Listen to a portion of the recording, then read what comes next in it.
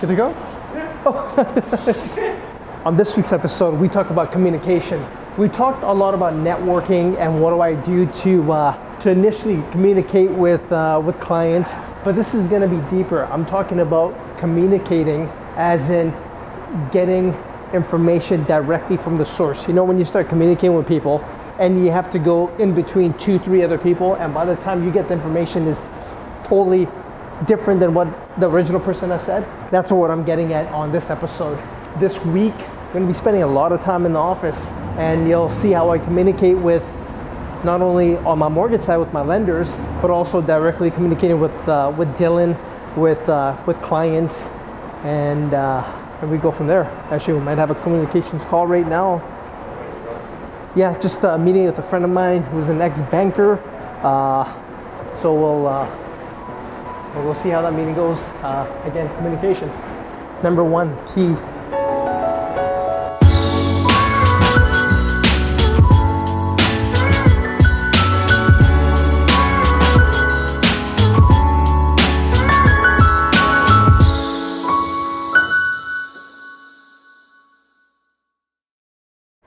One of the things I hate is when getting information from a different source. I don't think the authentic advice comes through, or the real story comes through.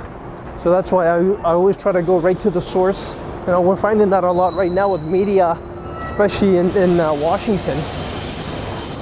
There's no direct to the source there. There's just a lot of, DC.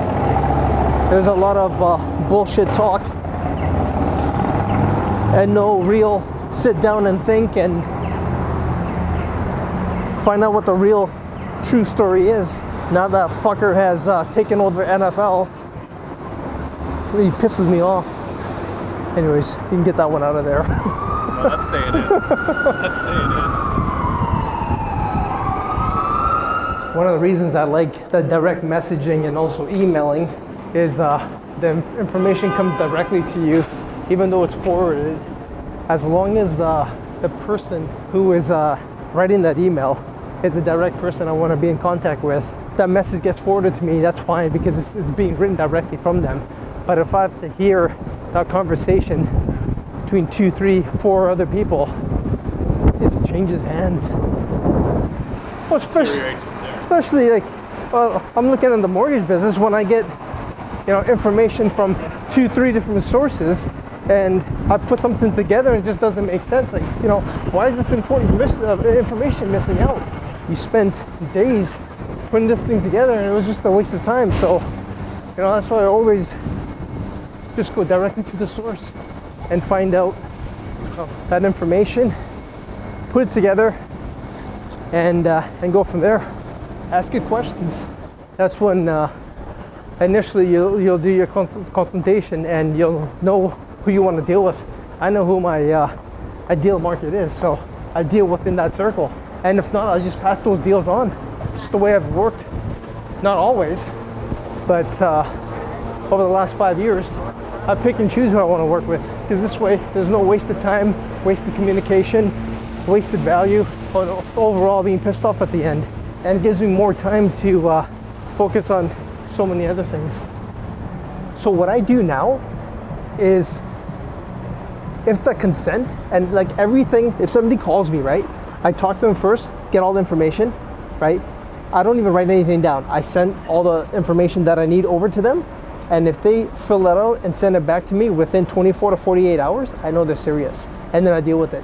If they get back to me a week later, maybe 2 weeks later, if they're on vacation, it's a different story. But if they get back to me so much later, I know they're not that interested. So I just kind of, I weed that out, right? So that's one of the things.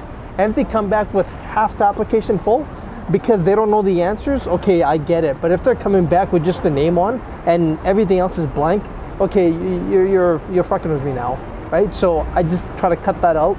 And then if the consent is not signed, I don't even work. If I'm going after these guys, right, 4, 5, 6 calls, I'm spending every call 10 minutes with them, or whatever it is, or not even a minute if you're calling them. If they're not picking up, they're not answering, guess what? Move on, because I could have spent that much time doing so many other things, right? Bringing more value to myself. All these things were learned after the fact, right? It wasn't wasn't there before. Like these small ones that, and I didn't learn this from like other people. I just learned this myself. Like, okay, these guys, the same things always happen. You send an application out, 3 days later, 4 days later, they still haven't responded. You phone them up, oh yeah, I'll get back to it. They don't get back to it, right? So this happened multiple times. Like, okay, you know what? Right now, I need to stop this. So forget it. If they don't send it back to me within 48 hours, don't deal with them. Don't put the effort into it. Don't put too much effort into it, right? You put your effort into it. You took the call. You got the information, right? You gave them your best advice. And sometimes, you know, I get those calls and I get my best advice. You know what? I'm not the guy to help you. Or I don't think you should do this. I think you should just go directly here and get the money from there because we're going to be too expensive. Whatever it is, right? Deal with that right away. If saying, yes, I can help you, here's the paperwork. I need this back by a certain time. And it's not back within that 48 hours. Make one call. And if there's an excuse, you know, if the excuse happens in the beginning, it's going to happen right through. That's good. You're doing good. You're doing good. Yeah. You got to keep doing it. All right, guys, we just had a meeting with a builder client of mine. I've been dealing with him for many years now. His accent is very thick. And usually with him, because I don't want to screw anything up, I always meet him face to face and get the information. And especially when I get to meet him face to face, I can see the reaction. I understand how he's feeling and get to know a little better, make a better call on the loan that I want to set up for him. So anyways, just wanted to give you an update on the last meeting. Look at it this way, man. I know it's growing pains right now and it's a pain, but this is the journey. Right? This takes you to the, yeah. This is the journey that, you know, I learned this. Might as well learn it right now in the beginning than later on, right? And you just make yourself stronger here. These are the ones I want to deal with. These are the ones I don't want to deal with. And, you know, I piss a lot of people off. And I know that. And I know I'm not going to have their business. And I'm okay with that. Because there's a lot of other people I can assist. Being from the private side, money is tight. So if somebody's gonna be a fucking dick with me, an asshole with me, guess what? You're not getting my money, you're not getting my investors' money. The money's available for my right clients.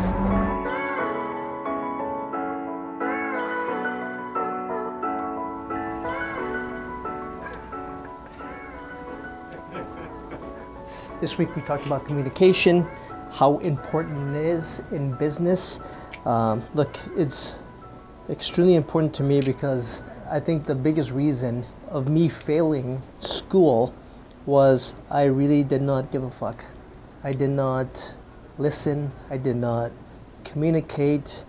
I wasn't taught the way I learn, and I wasn't communicating with students or parents or anyone on, you know, getting help. So, you know, learning that over the last couple of years, you know, directly to the source. I don't want information from different people. If I need information, I'm going to go right to the source and get it.